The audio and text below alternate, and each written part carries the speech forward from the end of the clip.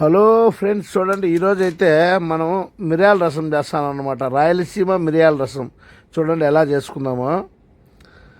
ముందుగా జీలకర్ర మిరియాలు పెనంలో కొంచెం దోరదోరగా వేయించుకొని దానికి తగినట్టు 4 ఒట్టిమిరపకాయలు తుంచి పెట్టుకొని అన్నీ రోట్లో వేసుకొని ముందుగా దంచుకోవాలన్నమాట.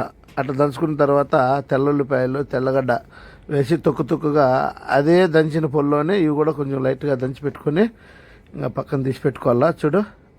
ఒక టమోటా, ఒట్టిమిరకాయలు, కొత్తిమీర, కరివేపాకు అన్నీ తీసి పెట్టుకున్నాం కదా. ఇంకా లేట్ ఎందుకు, పోదాం పండి, తర్వాత వేస్తాం. అయితే నోరు ఊరించే రసం అన్నమాట ఇది. చెప్తానే ఉంటాయి, ఇట్లా ఉంటుంది. ఇంకా తింటే ఎలా ఉంటుంది రా నాయన, టేస్ట్ భలే ఉంటుంది, పుల్లగా. ఇంకా లేట్ ఎందుకు, పెట్టు, తర్వాత వేస్తాం. అమ్మ బెయ్ నూనె వేసుకున్నాం కదా, తగినంత నూనె వేసుకున్నాము. ఇంకా ఆవాలు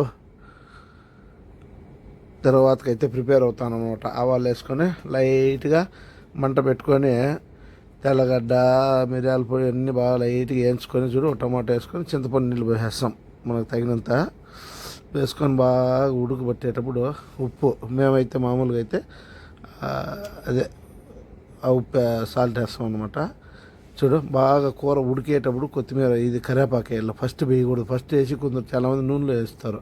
ఇప్పుడు మనం చూపిస్తుండేది అయితే ఇంగవ అనమాట. కొంచెం ఇంగవ వేసుకుంటే కూర అరుగుదల బాగుంటుంది, టేస్ట్ కూడా బాగుంటుంది. ఇంకా లేట్ ఎందుకు, బాగా కొత్త ఉడుకుతుంది కదా.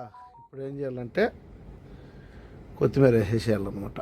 మన కూర అయితే రెడీ. ఇంకా కూర్చుందాము. దాంట్లోకి 2 ముక్కలు వేయించుకునే దానికి చికెన్ అయితే తీసుకున్నాము.